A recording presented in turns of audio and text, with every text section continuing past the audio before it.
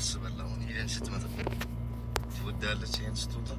ኧረ በለው ትወዳለች መኪና። አንተ ኢትዮጵያ ውስጥ እኮ መኪና ማለት ሁሉም ሰው በቀላሉ አይገዛም። ይመካ እሺ በይና ተቀበለው መኪና። ወይኔ ሄሉ ዛሬ ደግሞ በመኪና ሰርፕራይዝ ተደርጋለች። እውነት በጣም ደስ ይላል። የሰው ደስታ የሚያስደስታችሁ ግን እኔ እውነት ደስ ነው ያለኝ፣ በእውነት ነው የምላችሁና ግን ያው መጨረሻ አካባቢ ያየሁት ነበር ሄሉን እና ያው መኪና እንዴት ሰርፕራይዝ ሊያደርገኝ ይችላል? በምን ምክንያት ነው? እንዴት ነው ብላ ያው እንደዚህ የሆነ ተቆጥታ የተናገረኝ ለምን አደ ተቆጣ እያልኩ ነበር። በኋላ ተስተካከለች ማለት ነው። እና በእርግጥ ያስደነግጣል እንኳን መኪና ማለት ነው። አሰላሙ አለይኩም ወራህመቱላሂ ወበረካቱ። ውድና የተከበራችሁ የቻናል ቤተሰቦች እንዴት ናችሁ? ደህና ናችሁ ወይ? እኔ ያለሁ አልሐምዱሊላህ። ለቻናል አዲስ ከሆናችሁ ላይክ፣ ሼር፣ ሰብ እያደረጋችሁ አበረታቱኝ።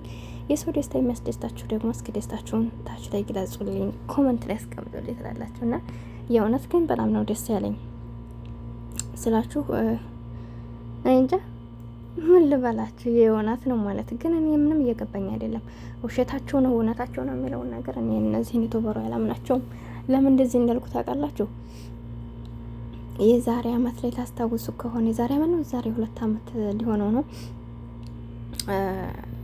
ኢሳምና ኢክራም ማለት ነው። ኢሳምና ኢክራም ታስታውሳላችሁ? ለመጀመሪያ ጊዜ ፍቅረኛውን መኪና ገዝቶ ሰርፕራይዝ አርጓት እያልን በጣም ነበረ በቃ እንደ ጉድ ሲወራ ነበርና ከዛም አይጣላ የለም መቼም የሰው ልጅ ይጣላል። ተጣልተውም ተለያዩ ሰምታችሁ እንደው ማለት ነውና መጨረሻ ላይ ተለያይተው እሱ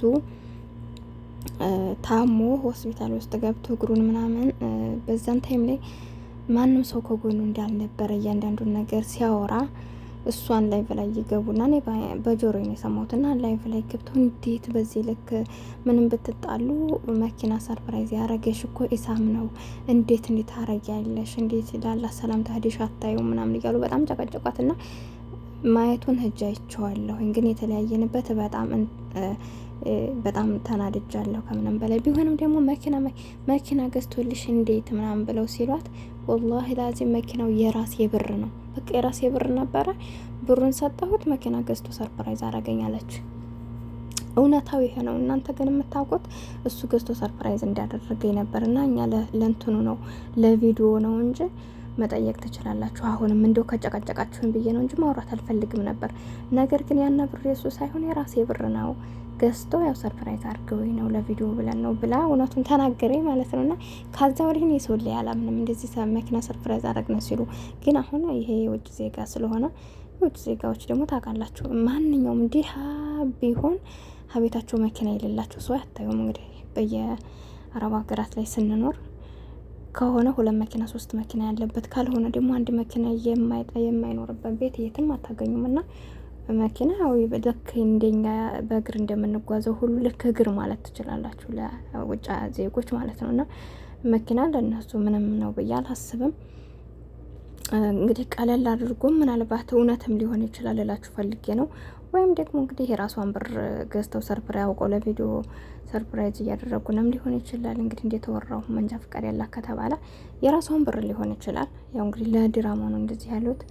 እኔ ግራ ነው የሚገባኝ እንዳልኳችሁ እውነትም ሰጥቷትም ሊሆን ይችላል። እውነትም ከሆነ በጣም ደስ ይላል። ግን እሷ ሀፏ ላይ የተረዳሁት ነገር ቢኖር እያንዳንዱ ነገር ለቪዲዮ ነው እንጂ እያደረገች ያለችው ነገር ከሱ ጋር ምንም አይነት ግንኙነት እንደሌላት ነው የሚያሳብቀው። ለምንድን ነው? ምክንያቱም እኔ እዚህ ጋር በምን ምክንያት አለኝ አያችሁ አይደለ? የወደፊት እሽታ ብላ የምትቀበለው ቢሆን ችግር የለውም፣ የወደፊት ህይወት አጋሩ ትሆናለች በሚለው እንይዘው ነበረ። ነገር ግን ካነጋገሯ እኔ እንደተረዳሁት ነው። እናንተስ ምን ይመስላችኋል? እና ያኔ በምን ምክንያት ይሄ ነገር እንዴት ለምንስ መኪና ማለት ትናንሽ ስጦታዎችን ስትሰጠኝ ምን አይዲ ነው ብዬ ነው። ግን ይሄ ትልቅ ስጦታም ስለሆነ ምንም በተመለከተ በምን ምክንያት ነው ልሰጠኝ የቻልከው ብላ ጥያቄ እያቀረበች ነበርና እሱ ደግሞ ይሄ እኮ ምንም አይደል ቀላል ስጦታ ነው። ሲቀጥል ደግሞ ማዘሬ ናት የሰጠችሽ፣ የእናቴ ስጦታ ነው አሁን ሳይሆን ከበፊት ነው ብሏል እያለ ነው። ኤንድ እንግዲህ እንደነገርኳችሁ እንግዲህ እውነትም ከሆነ በጣም ነው ደስ የሚለው መጨረሻ ላይ ስለተቀበለች ማለት ነው። ውሸትም ከሆነ ደግሞ እንግዲህ ጥሩ ነው ዞሮ ትላላችሁና ብቻ ይሄ ነው ብለን በእውነተኝነት እንደዚህ ነው ብለን ማለት አንችልም። እና ዩቱበሮችን ስለማውቃቸው ብዙዎቹ ይዋሻሉ እና ከዛ አንጻር ነው። ብቻ ቢሆንም ለጊዜው ግን እንደዚህ ሰርፕራይዝ መደረጉ ደስ ይላል። ለእናንተም ሰርፕራይዝ የሚያደርጋችሁ ባል ይስጣችሁ ትላላችሁ። እንዴት ደስ ይላታል። ያለ መኪና እኮ አለ። በእኛ ሀገር በጣም ከባድ ነው መኪና ስጦታ እያለ ነው። በእርግጥ መኪና ሲሰጡ የሚያለቅሱ በጣም ብዙ ሰዎች አሉ፣ ሰርፕራይዝ ሲያደርጓቸው ማለት ነው። እና የመዲያም ቅመሞችም መኪና መግዛት ይፈልጋሉ ብሎ አልኳቸው። ቲክቶክ ላይ ግብት ስል አህያውን እንትን ጭነው